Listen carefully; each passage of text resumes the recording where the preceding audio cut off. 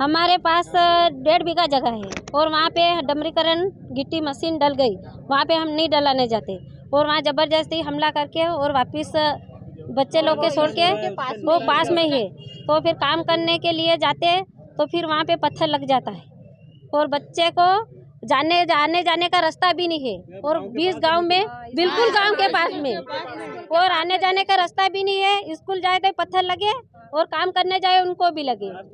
हाँ, और 2 गाय मर गई, 2 भैंसा मर गई, तो ही हमने कुछ भी नहीं किया आज के बाद।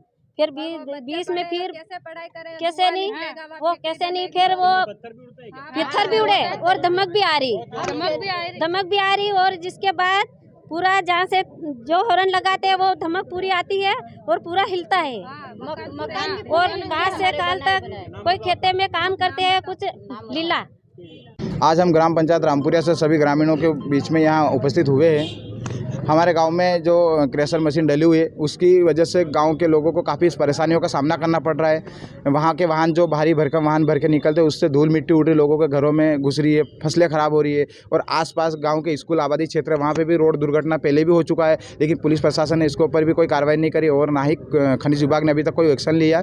ये हम लोग कहीं ना कहीं मतलब तीसरी चौथी बार हम लोग खनिज विभाग को अवगत करवा रहे हैं। अगर खनिज विभाग इसके ऊपर कार्रवाई नहीं करता है तो हम लोग मजबूरी में बड़े आंदोलन करना पड़ेगा हम लोगों को। अगर कानून ये कहता है कि आप ऐसा विकास ना करें जिससे लोगों के जीवन मूल्य और उनके मौलिक अधिकारों का हनन होता हो। कितने समय से खदान वहाँ पर?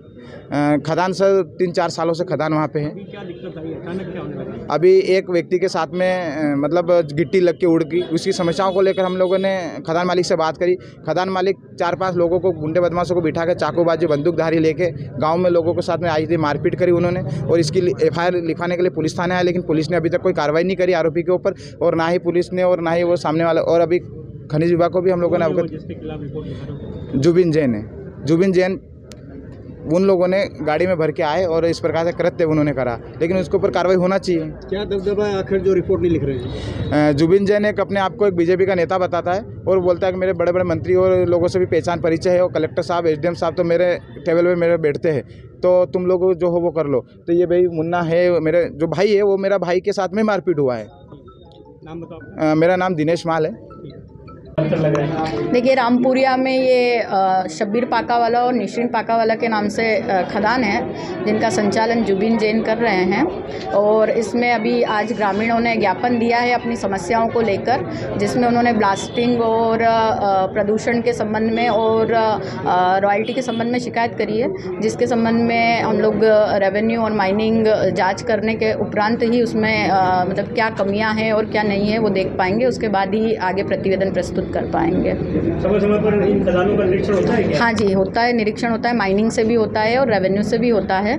और चूँकि ये खदान अभी ज़्यादा टाइम मतलब चालू हुए ज़्यादा टाइम नहीं हुआ है और जो ये एक्सप्रेसवे के भी पत्थर की बात कर रहे हैं और जो कि गाड़ियाँ निकल रही है भारी वाहन, उसमें हमने अभी जब ये दुर्घटना हुई थी उसके बाद से उसको निर्देशित कर दिया था कि आप अंडरलोड गाड़ियाँ लेकर चलिए और अगर फिर भी वो नहीं मानता है तो उस पर आगे कार्रवाई की जाएगी। ब्लास्टिंग से नुकसान होता है गाँव में? देखिए, ब्लास्टिंग वैसे तो कंट्रोल ब्लास्टिंग ही करने को बोला जाता है। जैसे ग्रामीण बता रहे हैं कि कंट्रोल नहीं कर रहा है तो उसको भी हम लोग दिखवा लेंगे कि अगर वो कंट्रोल नहीं कर रहा है तो, क्योंकि आजकल वैसे बड़ी ब्लास्टिंग होती नहीं है, चाहे कोई सी भी खदान हो उसमें कंट्रोल ब्लास्टिंग ही की जाती है। ठीक है।